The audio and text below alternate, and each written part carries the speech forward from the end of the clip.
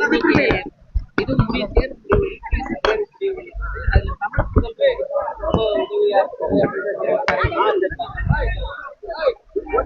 UPSC தேர்வு முடிவுகளில் ஒரு மாணவரும் ஒரு மாணவியும் மிக சிறப்பாக தமிழ் புதல்வன்கிற திட்டத்தின் மூலம் பயன்பெற்று தேர்ச்சி அடைந்திருப்பது தமிழ்நாடு அரசினுடைய திட்டங்களுக்கு கிடைத்த ஒரு மாபெரும் வெற்றி.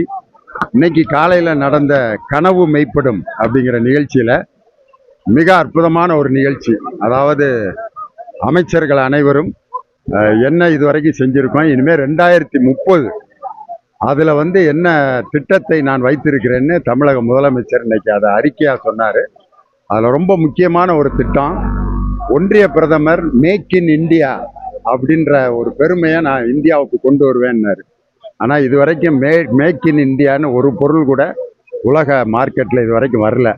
ஆனால் இன்னைக்கு நம்ம தமிழக முதல்வர் மேக் இன் தமிழ்நாடு அப்படிங்கிற ஒரு நிலையை நான் கொண்டு வருவேன், 2030 1 ட்ரில்லியன் பொருளாதாரத்தை கொண்டு வருவேன்னு சொன்னாங்க.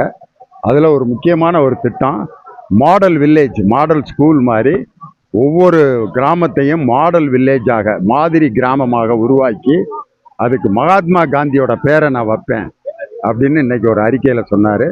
அதே மாதிரி இதுவரைக்கும் தமிழக வரலாற்றிலேயே இந்து சமய அறநிலைத்துறை சார்பாக அனைத்து ஜாதியினரையும் அர்ச்சகராக்குனது, கிட்டத்தட்ட 4356 கோயில்களுக்கு குடமுழுக்கு நடத்தினது.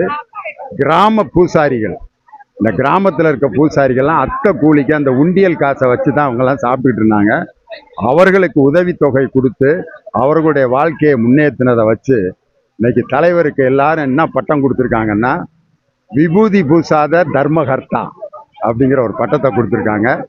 அதனால் அவரை பற்றிய என்னென்ன எதிர்கருத்துக்கள் வந்ததோ அனைத்தையும் அவருக்கு சாதகமாக இன்னைக்கு மாற்றிருக்காரு. திண்டுக்கல் தேர்தல் பிரச்சாரத்தப்ப அவர் சொன்னதான், என்ன சொன்னார்னா, ஜெயலலிதா அம்மா பிரச்சாரத்தில் சொன்னாங்க, திண்டுக்கல்லில் திண்டை எங்களுக்கு தந்துவிட்டு கற்களை திமுகவின் மீது வீசி விடுங்கள் அப்படின்னு சொன்னாங்க. அதுக்கு அன்னைக்கு துணை முதலமைச்சராக இருந்த நம்ம தலைவர், அன்னைக்கு இளைஞரணி செயலாளர் இருந்த நம்ம தலைவர் மேடையில் அதுக்கு பதில் சொன்னார்.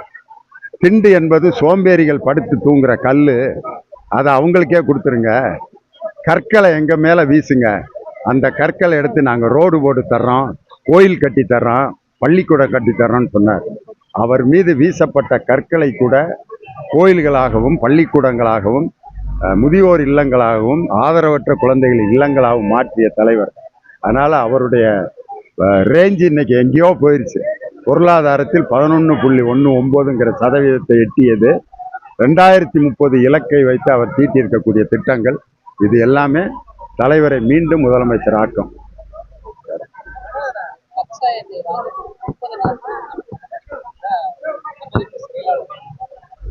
அதான் இப்போ கச்சா எண்ணெய் இன்னும் 25 நாளைக்கு இருக்குது, 30 நாளைக்கு இருக்குது, பயப்பட வேண்டாம் பயப்பட வேண்டாம்னாங்க.